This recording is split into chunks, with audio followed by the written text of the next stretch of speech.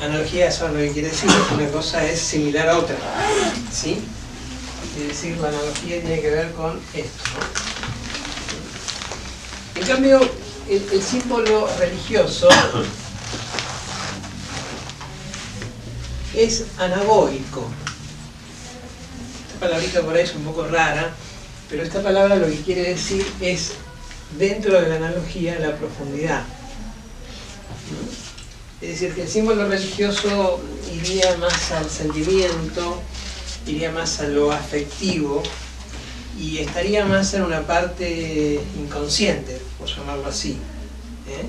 En cambio, lo otro tendría una terminal cósica real y otra que tiene que ver con la conciencia. ¿Sí? ¿Se entiende? Tendríamos el mundo de lo real, ¿sí? Y el mundo de la psique.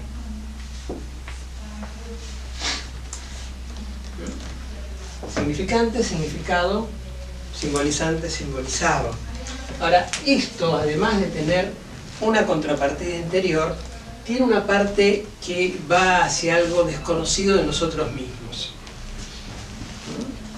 Es decir, de esto se puede hacer filosofía, ¿sí? Se puede hacer dialéctica, que es lo que estamos haciendo nosotros. Ya aquí se puede hacer dialéctica hasta acá. Ahora esta parte quedaría oculta, digamos. ¿Sí? Sí, o se manifestaría en lo onírico, o se manifestaría en cuestiones que ya no tenemos el control. O sea, para esto no tenemos control, para esto sí. Por eso el estudio del símbolo esotérico puede ser estudiado, a pesar de que muchos de los símbolos son ocultos en el sentido que no conocemos exactamente su origen ni su total significado, pero por medio de comparaciones podemos llegar a encontrar alguna clase de respuesta consciente. Esa sería básicamente la búsqueda. Y gracias a esto es que podemos hacer un curso teórico, porque si no, quedaría todo en lo errátil, en la vaguedad de un análisis, ¿no? ¿Se entiende? ¿Cómo es la palabra que dice ahí? Anagógico. Anagógico. Anagógico, que es lo contrario de analógico. ¿Sí? Esto es sinopsis, ¿sí? Y esto es sinopsis. Son dos modos de entenderlo. Esto lo que quiere decir que el símbolo esotérico siempre va a la conciencia y siempre busca una supraconciencia o una conciencia total. En cambio, el símbolo religioso es más afectivo, es más personal, más privado, ¿no? Tiene esa plástica diferente. Bueno, vamos a estudiar hoy los símbolos orientales. Me voy a referir básicamente a algunos símbolos de la India, algunos símbolos del budismo y algunos del taoísmo, ¿sí? Que van a ver que tienen una relación muy similar. La mayoría de los símbolos orientales nacen de la lógica astrológica, valga el versito, pero no sé si lo vimos con ustedes la otra vez, el concepto de astrología, ¿sí? Sí, el símbolo. Claro, ¿los vimos estos? Sí, eso lo vimos primero. Bueno. El símbolo astrológico, o sea, la astrología es un saber, una sabiduría muy antigua. Fueron los mesopotámicos, los pueblos de Mesopotamia asiática, los primeros que lograron sistematizar un mapa celeste, al menos hasta donde conocemos, ¿sí? Todos nuestros derivados astrológicos vienen de Mesopotamia, ¿sí? Luego Mesopotamia va a tener una línea que va a terminar en Grecia, que va a ser la astrología que nosotros conocemos, y otra va a terminar en India, que son muy parecidas. Pero es interesante que estos símbolos los símbolos de la luz y de la oscuridad aparezcan claramente en los movimientos celestes, ¿no? Por ejemplo, recuerdan que eran los equinoccios. Sí. Los equinoccios cuando el día y la noche tiene igual duración, ¿verdad? Bueno, acá tenemos un símbolo equinoccial, sería este, ¿no? Sería la cruz correlativa. ¿Sí? Está todo perfectamente equilibrado. Ahora, cuando el sol, ¿sí? Pasa a la primavera y va hacia el verano, llega al solsticio, ¿no es cierto?, de verano. El solsticio de verano, como tiene más luz y menos oscuridad, se va a simbolizar con esta cruz invertida. Y básicamente esta cruz invertida es la que ha tomado el satanismo, por ejemplo, en la actualidad, ¿no? Pero en realidad lo que se está refiriendo es justamente a una mayor luz y a una menor oscuridad. Contrario a lo que sería. Y cuando el sol va hacia el solsticio de invierno, ¿sí? Nos encontramos ahora con esto, ¿no? Con la otra cara, ¿sí? Mayor oscuridad y menor luz. ¿Sí? Paradójicamente este es un símbolo nefasto, digamos, ¿no? Es un símbolo supuestamente luminoso y es todo lo contrario, ¿no? Tiene esa distinta lógica. Esta idea de que tenemos un equilibrio, tenemos un cielo y un infierno, ya aparece en los antiguos mitos de Mitra, los antiguos mitos persas de Mitra, donde el dios Mitra se lo representaba con un joven al lado de dos enanos o dos seres monstruosos. Uno de ellos tenía una antorcha hacia arriba, o sea, iluminando los cielos, y la otra tenía una antorcha hacia abajo, es decir, iluminando el inframundo. ¿Sí? Entonces, en el cristianismo pasa exactamente lo mismo, ¿no? A Jesús lo crucifican al lado de dos ladrones, ¿no? Dice el Evangelio. Uno de los ladrones no cree en Jesús, ¿no? Como diciendo, bueno, si eres el Hijo de Dios, sálvanos. ¿Sí? En cambio el otro dice, no, yo creo en ti, y bueno, y ese le dice Jesús, estarás conmigo en el paraíso. Entonces en el Gólgota tenemos estas tres cruces, simbólicamente hablando, para mostrar el equilibrio, ¿sí? Y para mostrar lo que pudieron ser los paradigmas celestes y los paradigmas infernales. Claramente aparece en el Gólgota, o en el misterio del Gólgota, estos símbolos cruciformes. ¿Vamos bien hasta acá? Sí. Bueno. Y luego vamos a ver la charla que viene, que sobre los mapas astrológicos se van a formar sellos mágicos o se van a formar determinadas escrituras para invocar determinadas deidades. Esto aparece claramente en el Renacimiento. ¿Sí? Pero vamos un poquito ahora con Oriente. Sobre la base del círculo y el cuadrado, parece ser que los antiguos pueblos de Mesopotamia desarrollaron su idea de templo. Parece ser que los Sikurat, no sé si los conocen, los Sikurat, que eran unas especies de torres templo con terrazas, que si bien alguna enciclopedia lo pueden ver allí, parece que estaban formadas sobre un plano circular. Y sobre ese plano circular se trazaba una cuadratura.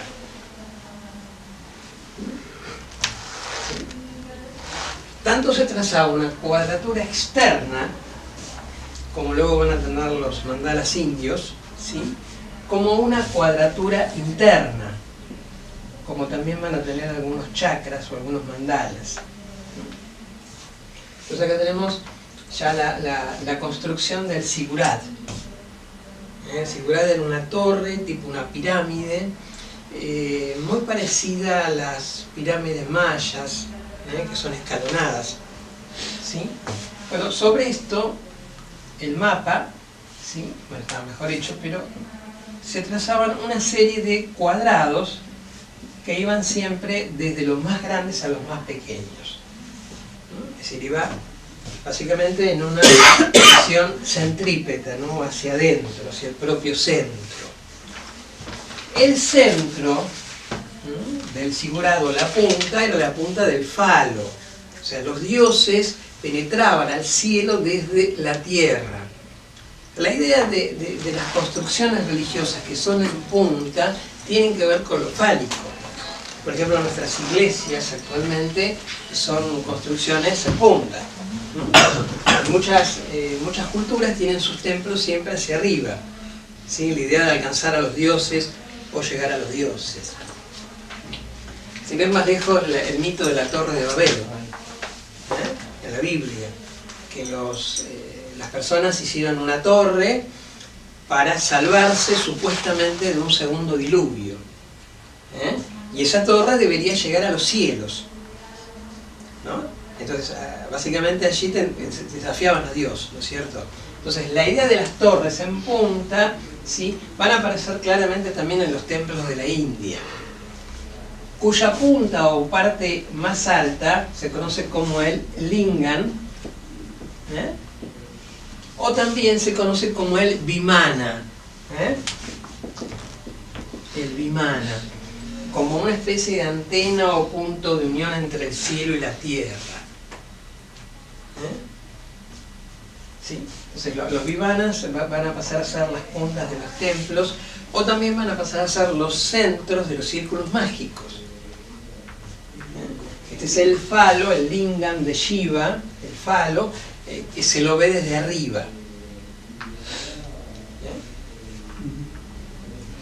Bueno, ahora las terrazas de los zigurat, si uno las ve en un sentido diferente, si uno las dibuja así, por lo general eran 7 terrazas, que fallecía, bueno, tenía que construir antes una tumba, y eran 7 tumbas, o eran las 7 dinastías de cada periodo. Algunas quedaban sin terminar, pero lo ideal era esto. ¿Sí? El historiador de las religiones Mircea Eliade, no sé si lo habrán sentido nombrar, un historiador rumano ya fallecido, tiene un libro que se llama Alquimia y Cosmogonía Babilónica, y ahí muestra que cada una de las terrazas en su época original estaban pintadas de un color diferente, o estaban laminadas de un metal distinto, ¿no? Y por ejemplo, la pirámide más baja estaba puesta de color bronce, o laminada en bronce, ¿sí? La siguiente era color negro ébano, la otra era roja, la siguiente era azul lapislázuli, el lapislázuli es una piedra preciosa, la siguiente era púrpura, la que seguía era de plata, y la otra era de oro. Entonces, básicamente cada una de las terrazas estaba simbolizando a un dios distinto y a un estadio de la mitología distinto. Por ejemplo, la parte de bronce estaba simbolizando a una serpiente originaria, o una especie de dragón o madre tierra, que lo conocían con el nombre de Tiamat, el dragón, que luego va a pasar a ser una especie de arquetipo de la Kundalini, ¿no?, en el yoga. ¿Sí? El negro ébano representaba aquí la tierra, que era la deidad terrestre o telúrica. Esta era la diosa primigenia, y esta sería la diosa terrestre. Una pregunta, ¿esto de qué cultura era? ¿Babilónico? Babilónica, sí, sí. El rojo estaba representando al dios Ninurta, una deidad que era alquimista o herrera, ¿no? Se dedicaba a forjar metales. Azul, que simbolizaba el cielo, estaba representando a Sin, la luna, ¿sí?, Utu, el sol, e Ishtar, la estrella.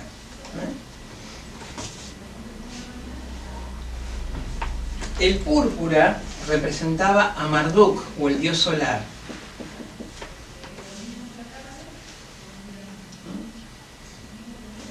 La plata estaba representando a Enlil, que era la columna vertebral del universo, ¿sí? Y el oro estaba representando a An, que era el dios celeste.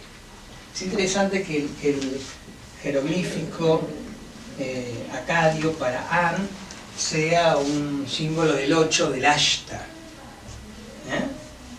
Que estos símbolos van a aparecer luego en la magia de la Atharva Veda y también en la magia de Shiva. Van a aparecer en la magia negra también de la Atharva Veda y van a aparecer también en algunos bebés del vudú, ¿no? Unos dibujos de las culturas afroamericanas, ¿sí?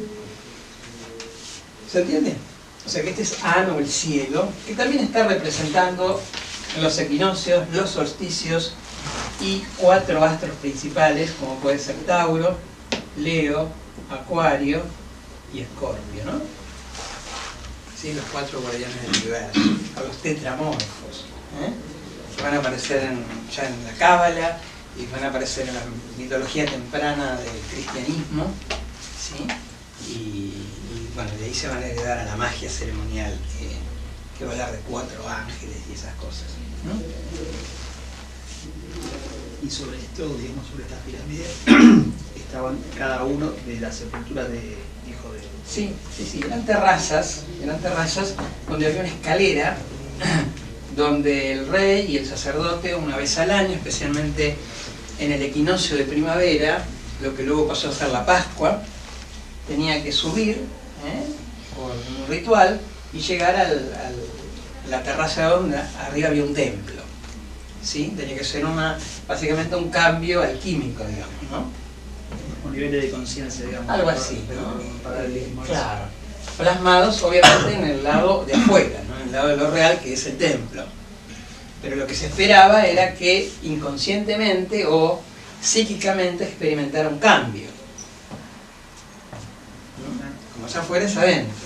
Y un ritual, digamos, haciendo una analogía a una evolución espiritual. Algo así, claro. ¿No? Entonces, básicamente esta era la estructura. Pareciera ser, esto ya lo inferimos a través del Necronomicon, que es un libro que escribió Lovecraft, un escritor, que decía que estudió magia sumeria, Lovecraft, decía que en cada una de las terrazas tenía que recitar un hechizo o hacer un sello mágico, ¿no? Hacer una especie de dibujo diferente para pactar con los distintos dioses y que le permitieran subir hacia arriba, ¿no? La misma idea aparece en la Cábala cuando Enoch fue tomado por Dios y fue llevado a los cielos, a los 7 cielos, empieza a ascender por 7 terrazas. Se llama la Merkabah. Pues se lo perdió un ángel. Claro, el ángel zapatero. La Merkabah. La Merkabah es un carro que lo va a llevar a Enoch hasta la presencia de Dios. Entonces Enoch se va a encontrar con diferentes estadios celestes. Como también lo va a tener Mahoma en la mitología del Islam, donde Mahoma va a ascender por 7 cielos, ¿sí? Para encontrarse con Alá. En cada uno de los cielos hay una Kaaba. ¿Saben lo que es la Kaaba, no? Es el edificio cúbico de la Meca. Entonces el mito va a decir que en cada uno va a haber una Kaaba, ¿sí? De tal manera que hay una especie de transposición que va desde lo físico hacia lo sutil, lo mental, lo causal. Bueno, después los mitos del esoterismo van a hablar de diferentes envolturas, diferentes cuerpos, diferentes espectros del mundo, ¿no? Que en realidad también serían los 7 días creativos, ¿no? Desde que Dios habló y luego la creación se empezó a formar, ¿sí? Desde planos celestes hasta planos terrestres. Lo mismo va a aparecer en el árbol sefirótico de la Cábala, ¿no? Desde las séfiras más altas hacia la más baja. ¿Sí? Pero esta idea aparece claramente ya en las culturas de Mesopotamia y parece que de ahí se esparcieron al resto del mundo, ¿no? la misma idea va a subyacer tanto entre los semitas como entre los indoeuropeos, ¿sí? Que lo van a heredar las culturas del Valle del Indo y luego los arios y los indios posteriormente. Es interesante que si Tiamat es una serpiente replegada y esto es un falo, ¿sí?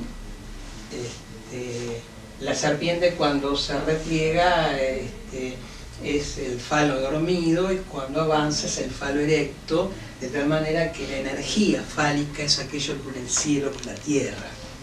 Esto va a aparecer claramente en el Tantra. Por ejemplo, el yoga hatha o el yoga tántrico va a ver esto desde 7 lugares, ¿no? 7 puntos que van a estar 6 en el cuerpo y 1 afuera, ¿no? Que son los chakras o las ruedas solares. Que en definitiva esto también es un chakra, ¿sí? Es un círculo mágico.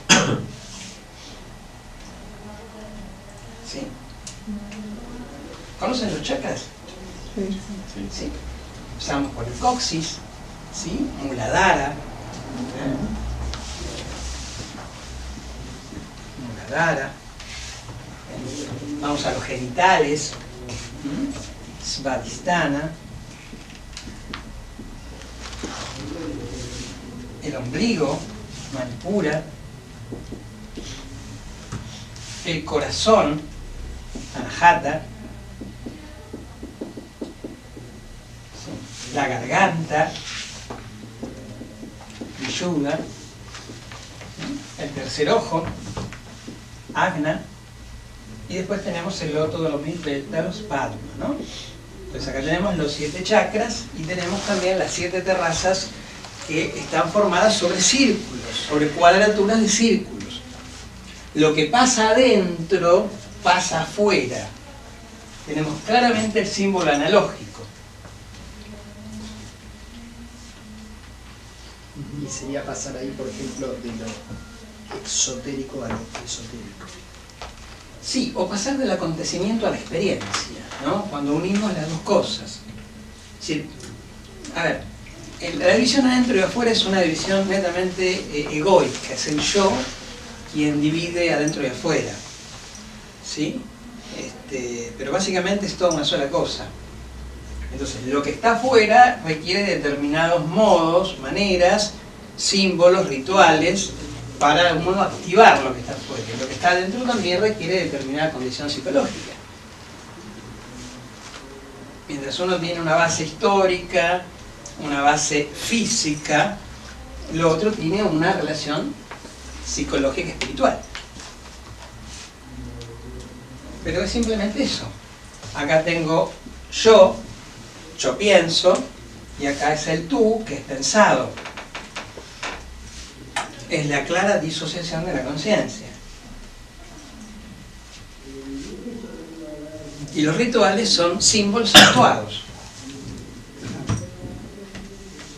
Por lo tanto, activamos el inconsciente objetivo, por llamarlo de alguna manera. Y lo hacemos consciente. La analogía, buscamos la supraconciencia. ¿Se entiende esto? Sí. ¿Alguna duda, alguna pregunta hasta acá? Bueno, vamos a ver cómo se construyen, en base a esta simbología básica que hemos visto, cómo se empiezan a construir los chakras, ¿no? Los chakras, ustedes saben que son, según la mitología india, son centros de energía que existen en una fisiología mística, ¿no? El cuerpo tiene también 7 partes, ¿no? Tiene un cuerpo físico, tiene un espectro, nosotros llamamos cuerpo sutil o astral, tiene un cuerpo pránico, que es la respiración, y luego tiene un cuerpo inconsciente, un cuerpo del deseo, o un cuerpo espiritual, y luego vendrá el absoluto, ¿sí? Padma. Bueno, o sea, si bien el cuerpo tiene 7 partes, en las ideas medianas del yoga, también tiene 7 centros principales, que va a activar la serpiente, ¿sí? A la vez este templo tiene 7 partes. Lo mismo va a aparecer en el antiguo Israel. En el antiguo Israel, el templo de Moisés va a tener 7 piedras fundamentales. Y se va a dar la misma analogía. Igual esto lo vamos a ver más claramente cuando veamos el tema de la cábala, pero el templo de Moisés tenía un cuarto anterior y un cuarto secreto, ¿no?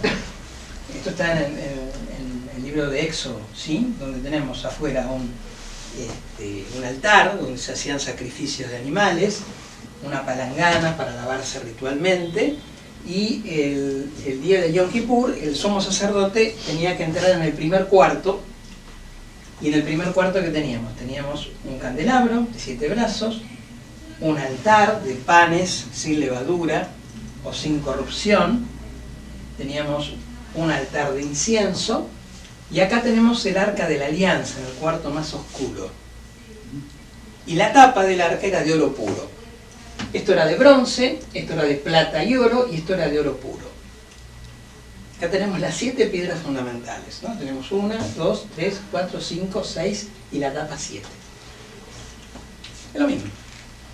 La misma estructura aparece aquí. Se da también en el templo de Karnak, por ejemplo en Egipto, donde el faraón tenía que pasar por 3 patios, por 3 lugares, que estaban simbolizando diferentes estados del cuerpo, pasando desde el cuerpo físico hasta el cuerpo sutil, el cuerpo causal, y luego se fundía con el sol. La misma estructura va a aparecer allí. ¿Quieren verlo lo de Karnak? ¿Puedo ver acá?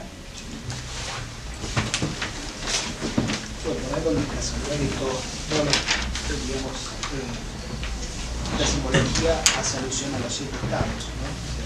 Sí, igual después va a haber corrientes esotéricas que van a hablar de más estados, ¿no? O sea, pero bueno, el número 7 va a ser un número simbólico que va a simbolizar claramente la perfección divina, ¿no? Bueno, el templo de Karnak es algo así. Acá tenemos una serie de columnas y demás, ¿sí?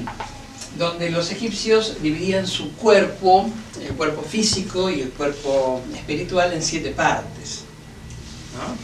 Los egipcios decían que nosotros tenemos un hat, ¿no? El hat es el cuerpo físico, es decir, aquello que cuando se muere se descompone, ¿no? Y por lo tanto, cuando se descompone el cuerpo, para eternizarlo, ¿sí? Tenían que convertirlo en una momia, ¿sí? Tenían que convertirlo en un sajo, la momia. Entonces el primer patio está simbolizando el Nilo terrestre, donde se construía la momia o donde se pasaba del cuerpo, el cuerpo que se pudría, ¿sí? O el cuerpo intrascendente al cuerpo trascendental.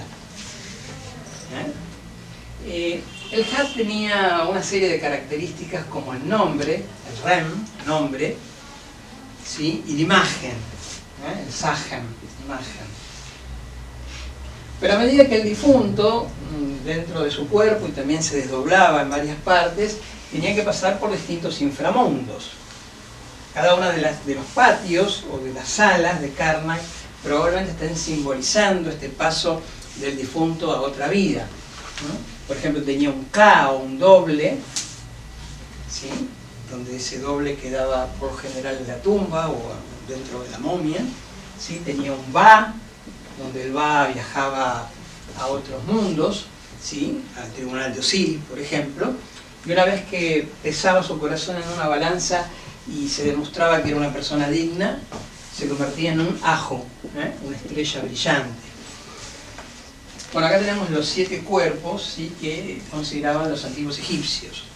Luego en el mundo greco-romano se van a agregar 2 cuerpos más, como el corazón y la sombra, pero antiguamente no aparecían estos.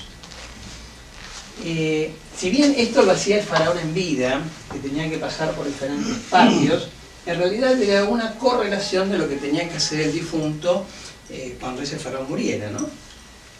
¿Sí?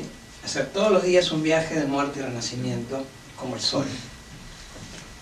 Bueno, nuevamente se nos aparece el número 7, ¿sí? Que tiene que ver con pasar de un estado físico a un estado espiritual. Una transposición. Como va a aparecer claramente en la alquimia, pasar de la materia grosera a la búsqueda del agente filosofal para convertir las cosas en oro. Claramente en la alquimia aparece una relación parecida. ¿Preguntas hasta acá? ¿Vamos bien? Bueno, cualquier cosa me avisan, ¿eh? Bueno, vamos a ir a Oriente. Esa era la consigna de hoy. En la clase que viene vamos a ver un poco de Cábala y un poco de los símbolos del Renacimiento.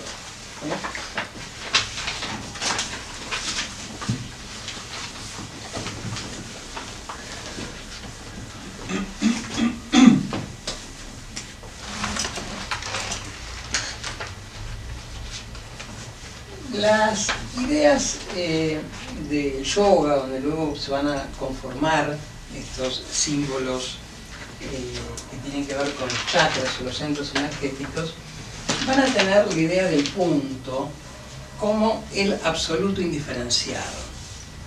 Los orientales van a empezar por la idea, especialmente el Vedanta Advaita, que es un sistema de filosofía oriental, va a empezar por la idea de que hay un absoluto, una gran conciencia cósmica o algo así, que todo lo demás es una proyección de esa conciencia, ¿no? Esta es una de las tantas filosofías, hay otras. Entonces, el uno, en realidad decir uno no tiene sentido, porque enumerar algo es limitarlo, ¿no?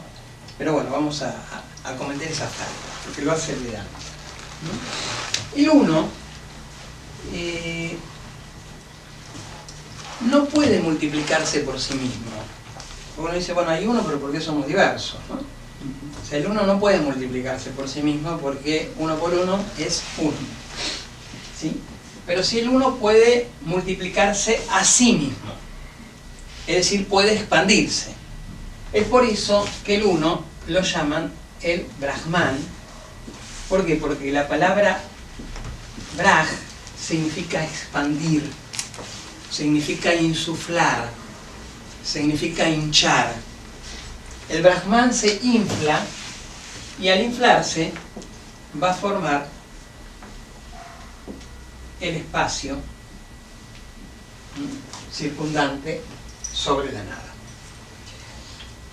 Noten ustedes que esto no es una multiplicación, porque si fuera una multiplicación el triángulo tendría 3 lados. ¿Cuántos ángulos tiene un triángulo? 3. O sea, esa respuesta matemáticamente es correcta, pero esotéricamente no. ¿Por qué? Porque a pesar de que tiene 3 lados, siempre sigue siendo 1. Simplemente se expande. Y es más, contiene hacia su interior otras dimensiones. De tal manera que el espacio, la vida de los dioses, la maya, todo lo que es la ilusión, ¿sí?, se va desarrollando dentro de esto. Todo lo demás sigue siendo el absoluto.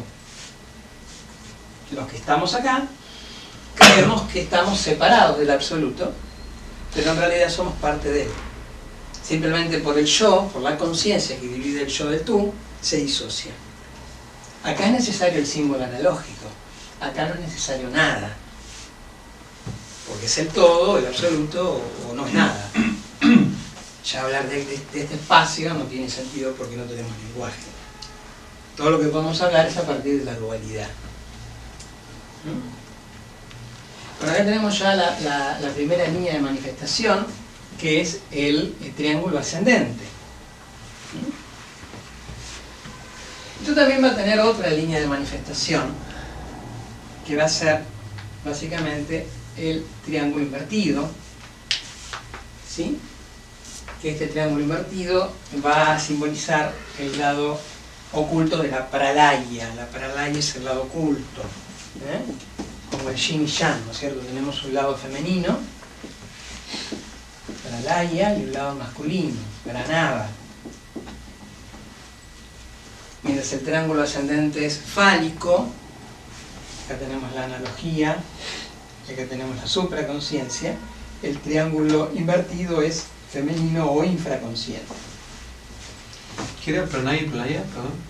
El pranava era la parte masculina o la parte diurna, ¿sí? Y la pralaya es la parte nocturna o la parte femenina. ¿Sí significaban sí como la palabra?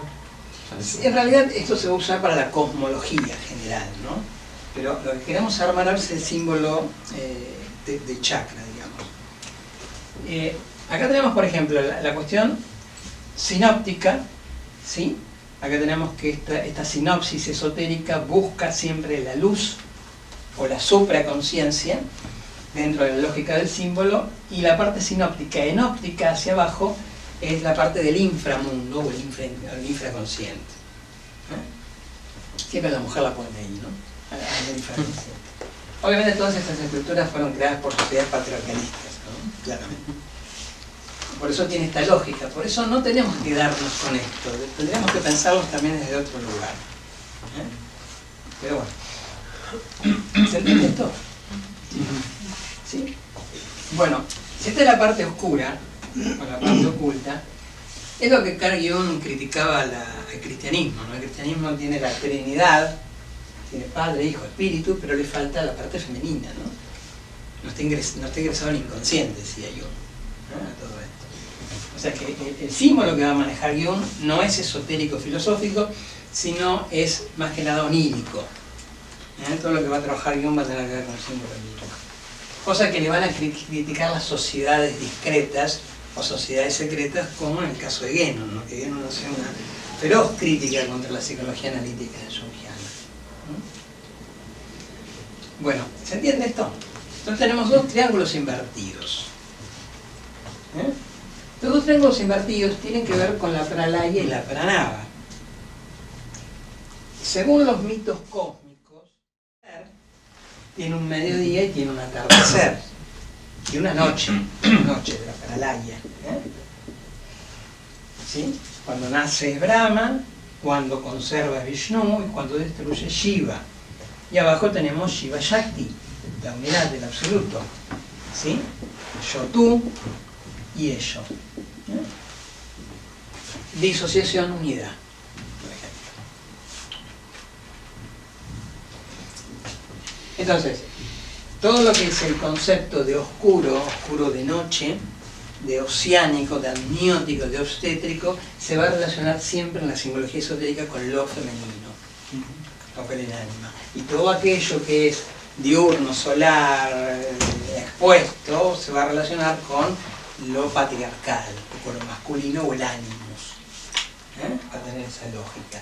Por eso siempre el símbolo esotérico está de acá para arriba. Mientras que el símbolo onírico o el símbolo religioso va a estar para abajo, ¿no? Va a ser la unión Shiva Shakti, la unidad. Y todo lo que es para arriba va a ser la dualidad. ¿Queda claro? Bueno, esto es simplemente un diagrama y un concepto mitológico, pero los indios se han ocupado de que esto pueda de algún modo trascender al físico, al cuerpo, al interno, de tal manera que esto también se ve como una secuencia respiratoria. El Brahman respira. Cuando respira, ¿sí?, abre sus ojos y los cierra en un ritmo de tiempo. Todo lo que es tiempo en el Vedanta Advaita va a ser maya o ilusión. Abre los ojos, cierra los ojos. ¿Sí? De tal manera que hay un ejercicio de pranayana que justamente repite en el cuerpo humano todo lo que es la creación, la conservación y la destrucción del cosmos. Por ejemplo, si acá ponemos un orificio nasal y acá ponemos otro, nos tapamos un orificio nasal y exhalamos, ¿sí?, y nos quedamos un instante sin respirar, somos Brahma, sin respirar Vishnu, y luego nos tapamos el otro orificio ahí, inspiramos, somos Shiva. ¿Se entiende? Después quedamos un instante con el aire en los pulmones, somos Shiva Shakti. O también Krishna, el negro, todo lo que es oscuro. Y luego, nuevamente, el proceso sigue una y otra vez, porque es la respiración de Atman. Atman es la acción de respirar. Bueno, creamos el mundo, lo conservamos, lo destruimos, ¿sí? Pasa la pralaya, pranava. Bueno, este concepto de que los mitos y los símbolos van a poder ponerse sobre el cuerpo humano en una interpretación sutil de ese cuerpo va a ser muy claro en la filosofía del yoga. Por ejemplo, mientras Krishna va a ser el chakra sexual, ¿sí? Este va a ser el tercer ojo. Es decir, aquello que lo va a corresponder. Acá va a venir Muladhara y acá va a venir Padma. O sea, cada uno de los chakras van a tener una correspondencia. En el caso de Krishna, Vishnu es muy claro, porque Krishna es uno de los avatares de Vishnu. Vishnu vino a la tierra muchas veces, bueno, una de esas veces que vino fue como Krishna, como el negro. Y Vishnu es el amor sublimado, ¿no? Es el amor agape, que dirían los griegos, es el amor a la humanidad, es el amor al cosmos. En cambio Krishna es el amor sexual, el amor erótico, ¿sí? Es otra clase de amor, es un amor eros. Acá tenemos eros, agape, ¿no? Distintas clases de amor. Acá tenemos una relación clara, que esto también se puede plasmar en el cuerpo humano, según la fisiología mística del chakra, que en realidad este es el templo o el ziggurat. La misma lógica. ¿Ven cómo se van relacionando una cosa con otra? Bueno, el hacer consciente de esto es analógico. Analógico sinóptico. Estamos comparando Mesopotamia con India, con el cuerpo humano, con Egipto. Estamos haciendo sinopsis. La enopsis lo harán ustedes. ¿Entiendes? Esa es la lógica que queremos dejar clara. Bueno, esta es una de las tantas formas de verter el símbolo dentro de un mito y dentro de un rito. Tenemos el símbolo gráfico, tenemos el mito o la historia sagrada que sostiene esto, y después tenemos el ritual, que es lo que hacemos con el cuerpo. Respirar es un ritual dentro de un ambiente sagrado. Hacer yoga es un ritual dentro de un ambiente sagrado. Entonces, ahí tenemos el rito. ¿Sí? Bueno, vamos a ver cómo se construyen los mandalas o los chakras y qué lógica tienen con los, como decía Joseph Campbell, las máquinas para meditar, ¿no? Los mandalas son máquinas para meditar.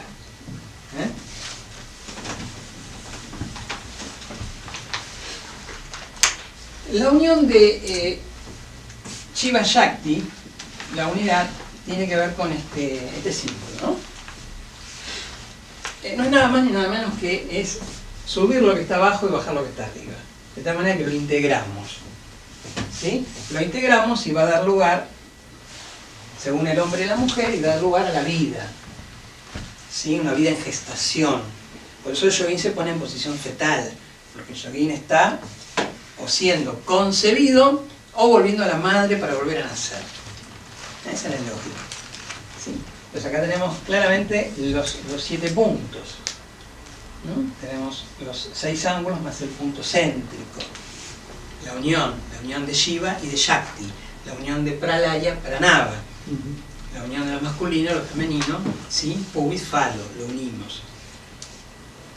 Esta unidad, Shiva Shakti, en realidad va a conformar una serie de mantras o sílabas mántricas, ¿no? Por ejemplo, el Aum. El Aum o el Om. ¿Lo conocen, el Om? Sí. Es algo así, ¿no es cierto? ¿No? Que claramente esto es un símbolo fálico. Esta palabra sánscrita, que es el Om, ¿sí? Que es la unidad de 3 vocales en 2, se llama Shamdi, que es un caso gramatical. Se unen distintas vocales y forman una tercera. Bueno, acá tenemos claramente el pene y la vagina, ¿no? Un símbolo fálico. Claramente el Tantra siempre lo muestra, este símbolo. ¿Sí? Bueno, acá tenemos el Aum, por ejemplo. Bueno, si este círculo, estos triángulos, los protegemos dentro de un círculo mágico, es decir, hacemos un círculo sobre ellos, lo que estamos creando es un objeto lunar que tiene una predominancia femenina. ¿Por qué? Porque la luna es femenina, el triángulo descendente es femenino. Tenemos 2 femeninos, un masculino. Como a veces pasa con los trigramas, ¿no? ¿Entiendes? Lo de 2 femeninos, un masculino. Claro, el triángulo descendente es púbico y el círculo es lunar. Tenemos 2 símbolos femeninos y uno solo masculino, es decir, el triángulo ascendente. ¿Sí? Estamos haciendo dentro de los trigramas del Tao tenemos 2 femeninos, un masculino, 2 yin, 1 yang, por ejemplo. Para poder lograr un equilibrio sobre esto, ¿sí?, tenemos que colocar un símbolo fálico que es el sol. Este es el símbolo solar. Esto que parece una flor, que es un loto, un chakra, en realidad es la unión del sol y la luna. Bueno, vamos a conocer algunos de los chakras. El chakra raíz es muy interesante porque tiene solamente 4 pétalos. Y en vez de tener un triángulo adentro, tiene un cuadrado.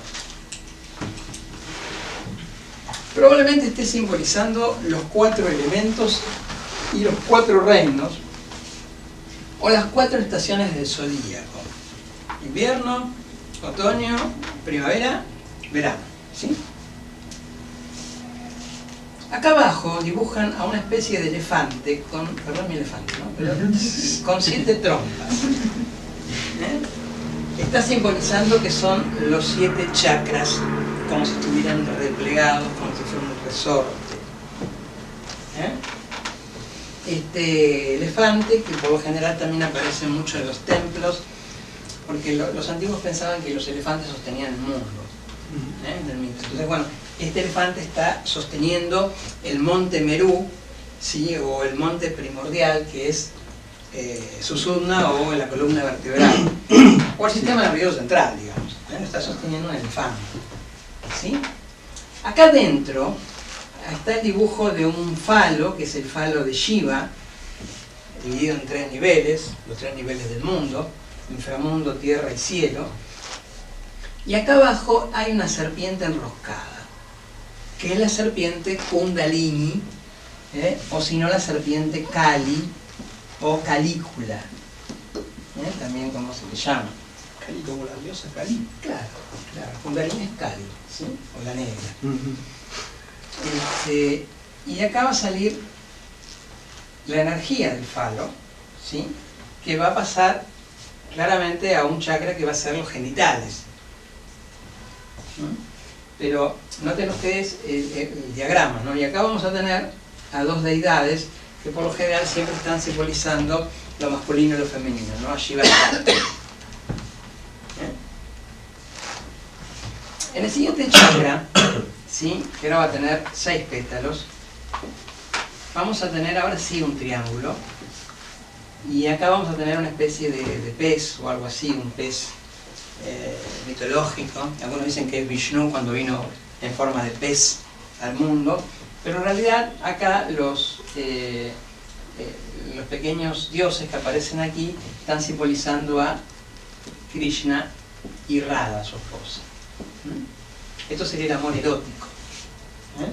Mientras esto sería la parte telúrica, la parte de los sacrificios de sangre, los sacrificios humanos. Esto estaría simbolizando ya una especie de entrada a la boca de la caverna, ¿no?, o algo así. Cuando empezamos a romper las proyecciones de Platón, ¿se acuerdan del mito de la caverna de Platón? Que miran una pared, esta sería la sombra o la pared, y a medida que la persona va saliendo, empieza a salir hacia la boca de la caverna, ¿no? ¿Sí? Saldría hacia su propia nous o iluminación, diría Platón. O algo así. ¿Sí?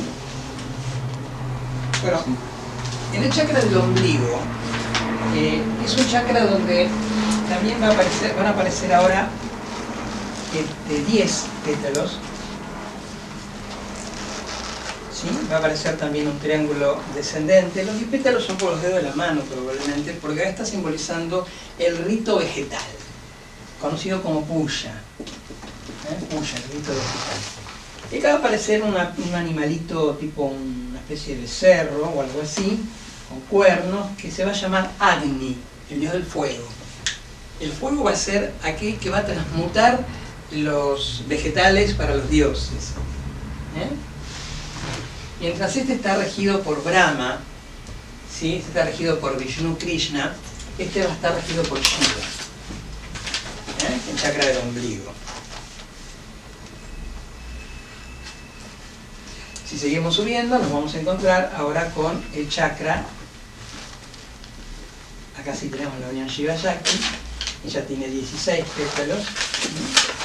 Bueno, nosotros tenemos mucho trabajo. Pero acá tenemos la unión Shiva Shakti, el corazón. Normalmente nos encontramos con los dos triángulos. ¿Sí?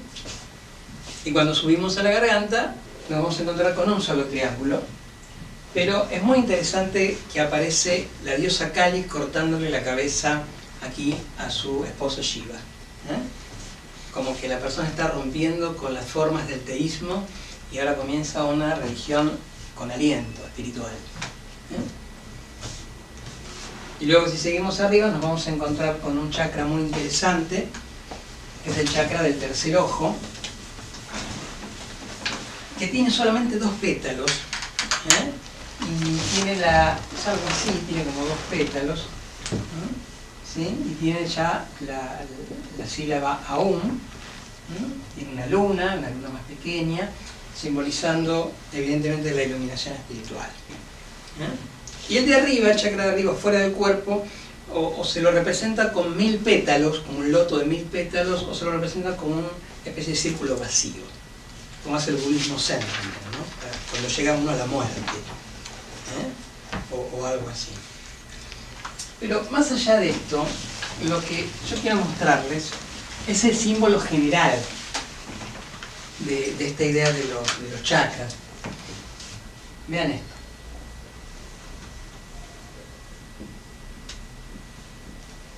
Tenemos 6 chakras en el cuerpo, uno sobre la cabeza, ¿verdad? ¿Sí? Este sería el corazón, en forma de la cruz.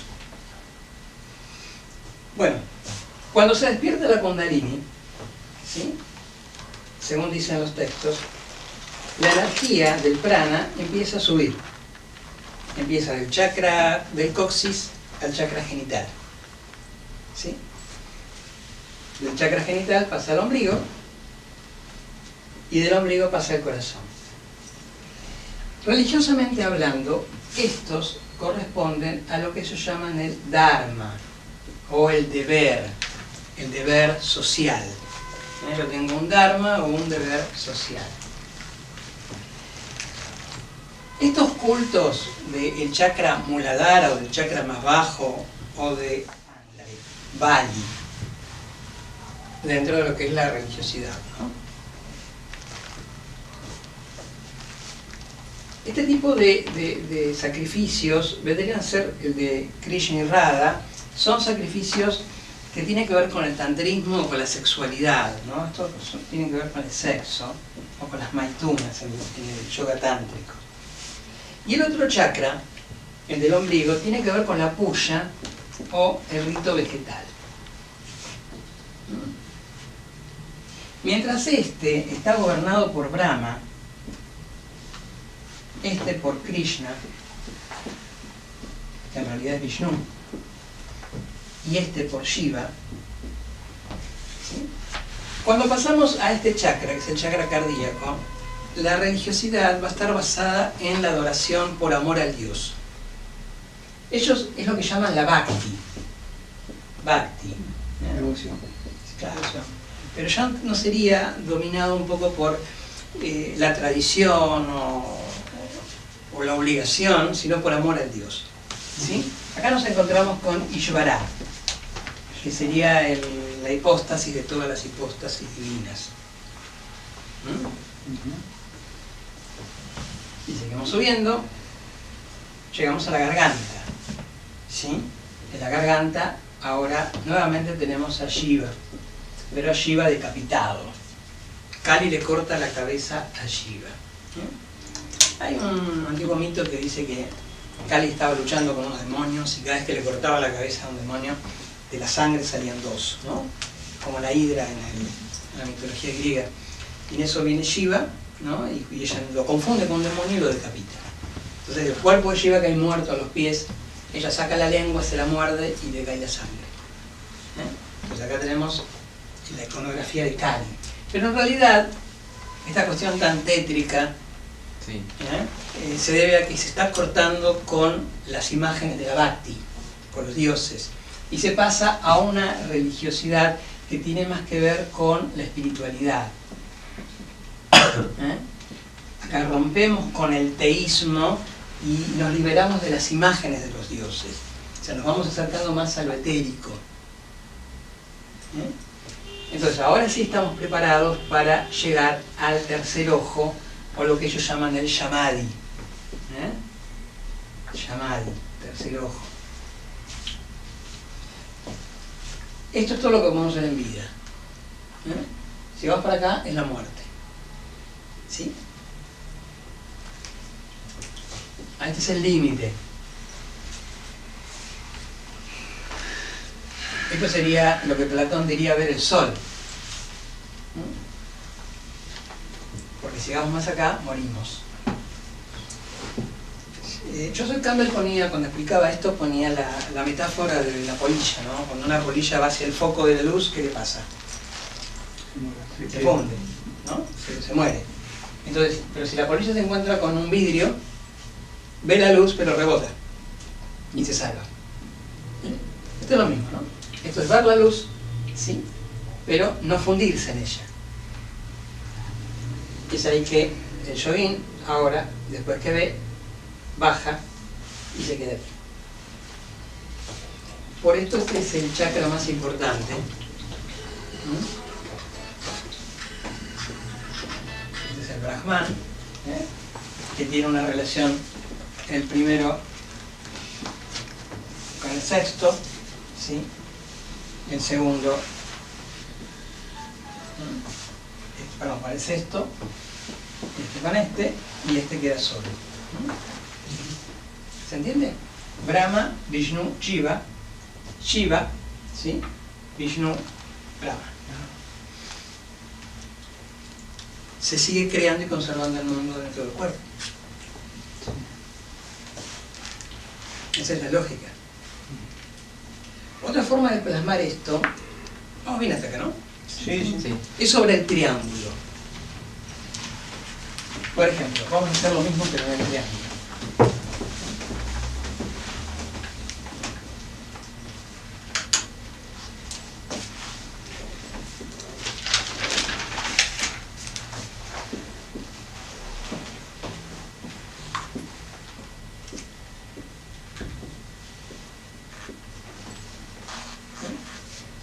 Empezamos por acá, ¿sí?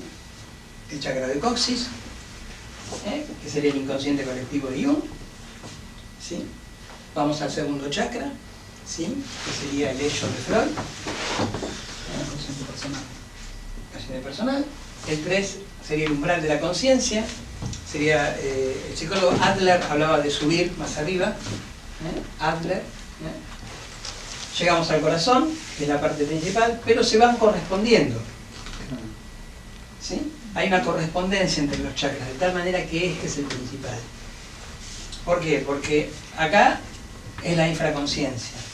Acá sería la supraconsciencia, pero acá sería hacer consciente la supraconsciencia y el infraconsciente, sería la integración. Que es lo que buscaría yo bien, básicamente. Pero hay una correspondencia en esto.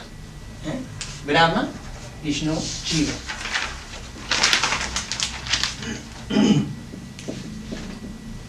Una pregunta. En el infraconsciente, en el 1, ¿no? Que es la vida. Sí. ¿De ahí saldría el sí mismo, el ser proyectado? Haciendo el camino, ¿no? Haciendo el... ¿Vos qué dices, la psicología de Jung o en el yoga? No, la psicología de Jung. No, el sí mismo no está en el inconsciente ni está en la conciencia. El sí mismo está en la integración de ambos. Pero no partiría de ahí del No, el sí mismo es una meta a alcanzar, no existe el sí mismo. Hay símbolos del sí mismo. Ahora, lo que Jung decía, ¿sí? Que tenemos consciente colectivo, consciente personal, conciencia. ¿Sí? Acá tenemos el yo y la persona. Y acá tenemos la sombra y el ánima. El sí mismo no existe. Ahora, lo que yo tengo que hacer es integrar. Cuando yo integre, lo que me va a dar como resultado de la integración es el sí mismo. No había visto un gráfico una vez que salía del inconsciente colectivo, estaba la manifestación del ser como embrión proyectado, como como el uno.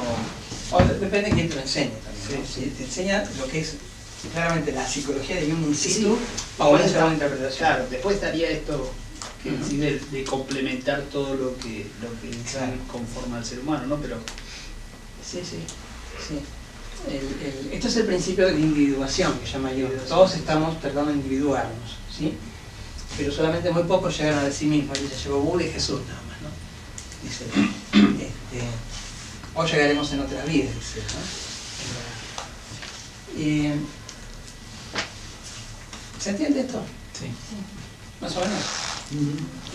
Entonces, bueno, claramente acá vemos que el yoga muestra también no solo un camino espiritual, sino también un camino psicológico.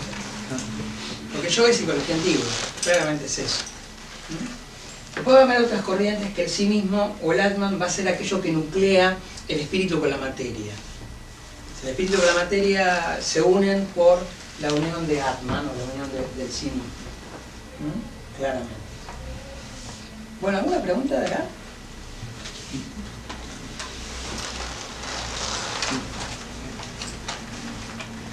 Más o menos. Lo que ven son las relaciones analógicas, ¿sí? y por ejemplo, en la construcción que hizo anterior acerca del recorrido sobre los chakras, se puede hacer, digamos, la misma analogía con los sefirot de la cábala de Malkut a Keter.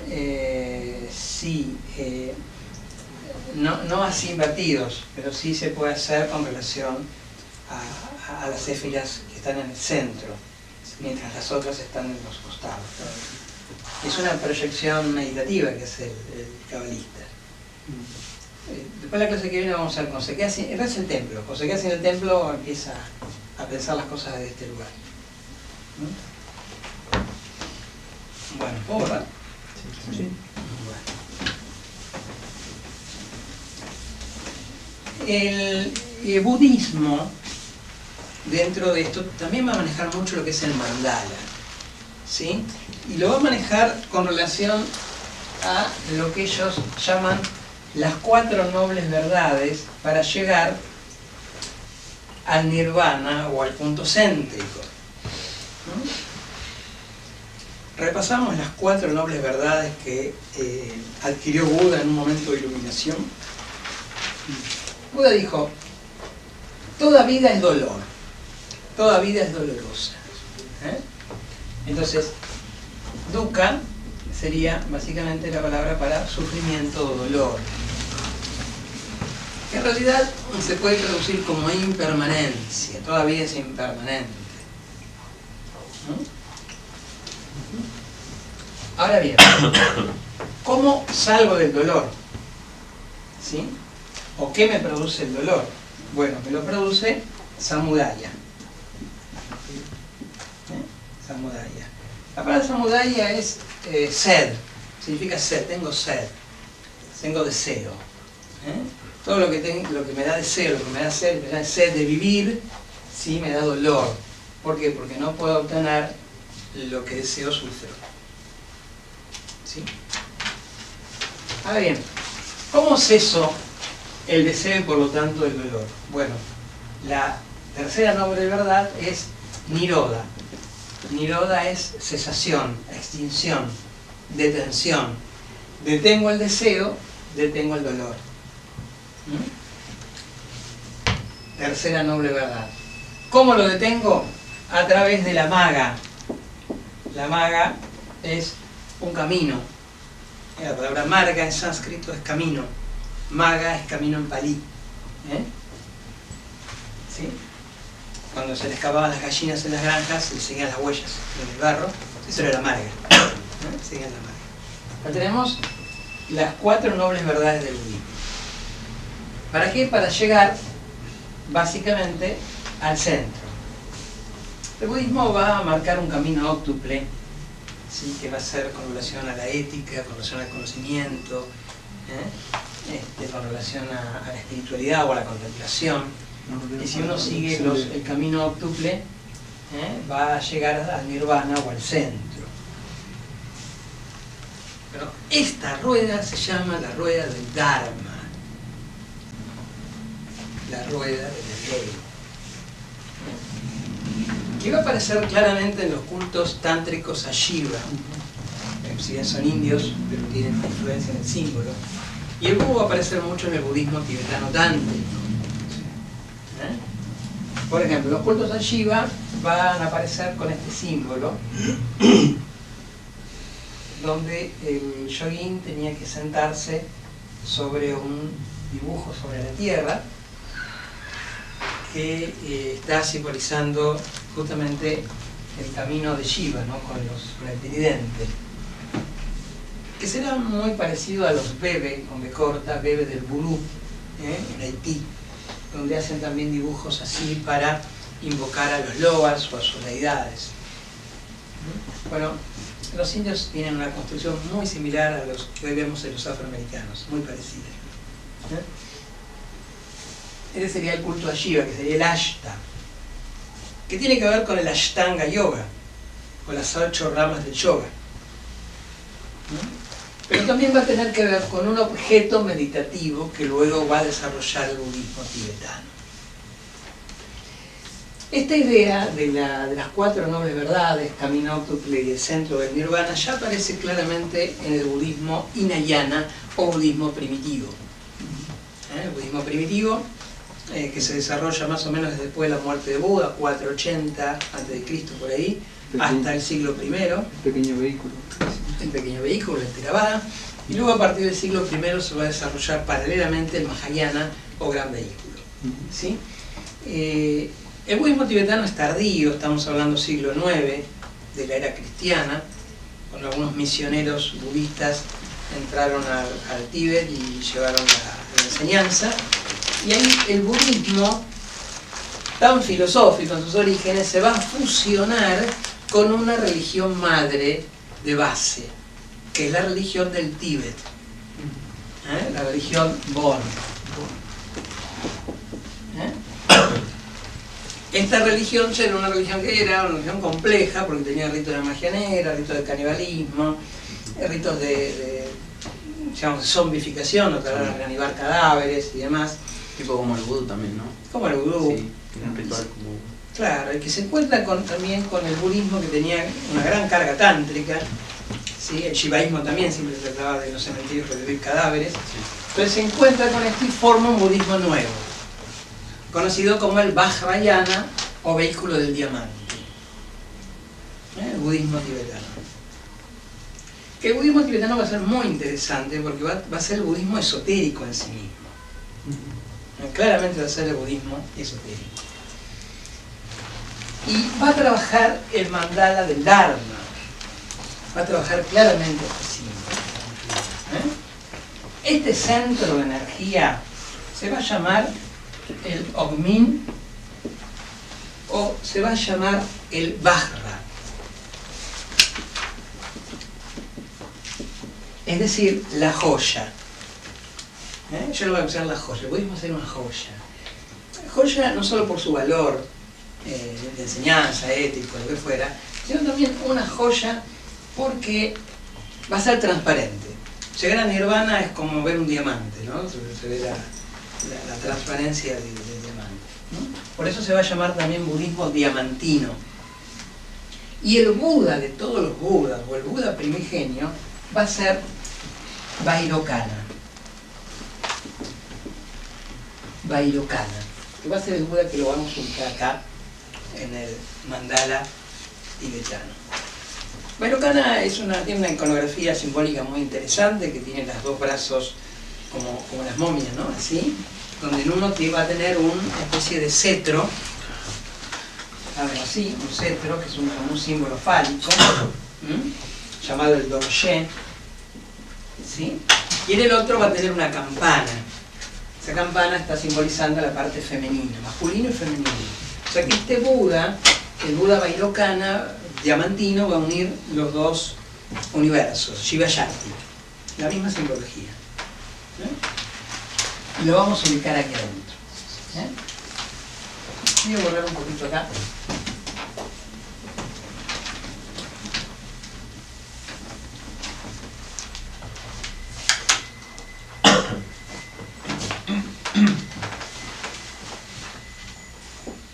Más los 4 puntos cardinales del mandala. ¿Sí? En el centro lo vamos a tener a Vairocana,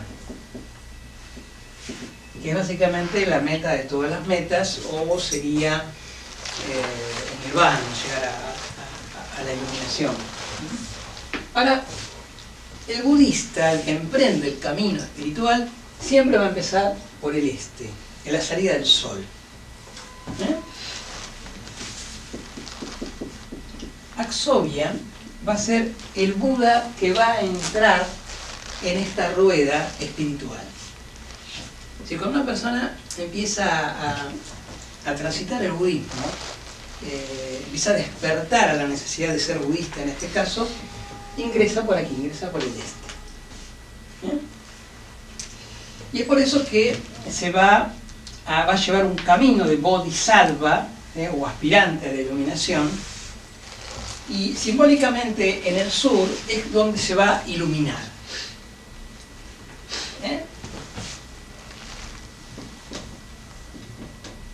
Ratmasambhava va a ser el Buda, ¿sí?, de la iluminación, pero de la iluminación terrestre. Va a ser la iluminación que tuvo Buda, ¿no? Buda se iluminó y luego retornó al mundo para enseñar a los hombres. Este va a ser el Buda Gotama. Pero ¿qué pasa? No todos los budistas se quedan en este nirvana. Este es nirvana consciente, sino que muchos van a querer irse o al retiro o a un templo a meditar. Este es el Buda Amitabha.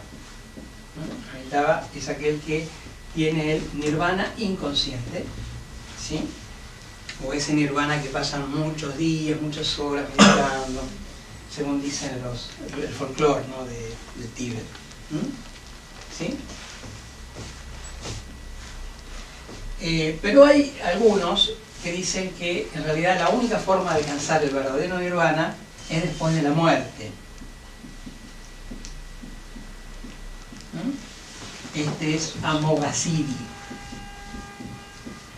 ¿sí?, que alcanza el perinirvana o la iluminación post-mortem. ¿Para qué? Para retornar nuevamente al cuerpo y seguir nuevamente el camino. ¿Se entiende? Entro en el camino a la iluminación. Me puedo iluminar como Buda en un nirvana consciente, hacer consciente los conocimientos espirituales, y luego retornar al mundo para ayudar a los demás, a ser un maestro. Puedo elegir irme a las montañas, en un nirvana inconsciente, o alejarme. Pero en todos los casos, llegaré a nirvana cuando me muera.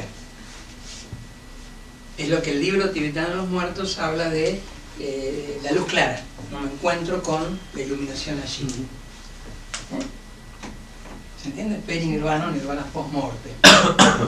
Y luego retornaré en otro cuerpo, en otro nacimiento, para seguir nuevamente el camino. 1108. ¿no? Ahora, si me libero de acá, si me voy, bueno, me liberé de la rueda del Dharma. Pero si me asusto del vacío, mi cuerpo se va a densificar y va a entrar en otro cuerpo materno y volver a nacer. Y nuevamente el sistema vuelve a empezar. La rueda del samsara. La rueda del samsara. Es cierto que acá tenemos 4 Budas de la iluminación, más el Buda céntrico, y nos faltan los otros 4. Estos otros 4 van a ser Budas femeninos o esposas de Buda, porque no olvidemos que el budismo tibetano es un budismo tántrico.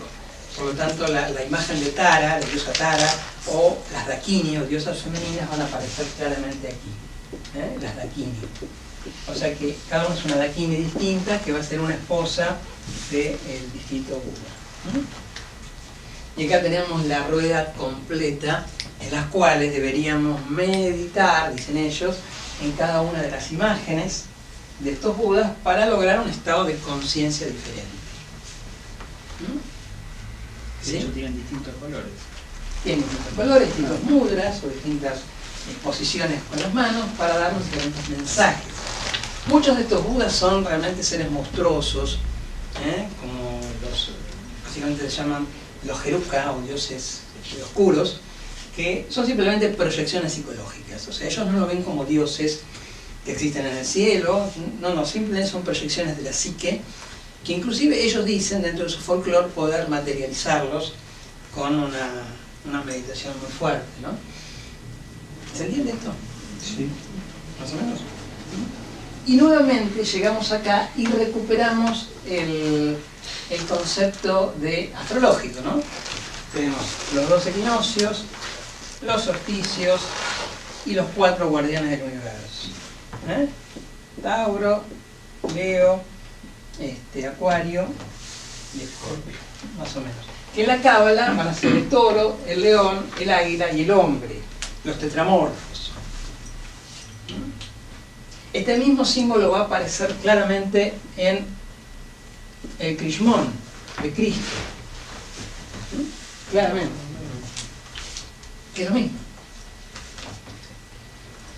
El alfa y el omega de Dios, Cristo, la R griega y la C griega, Cristo. ¿No? La clase que viene vamos a ver algunos símbolos cristianos y nos vamos a pasar a la cábala para ver cómo se relacionan.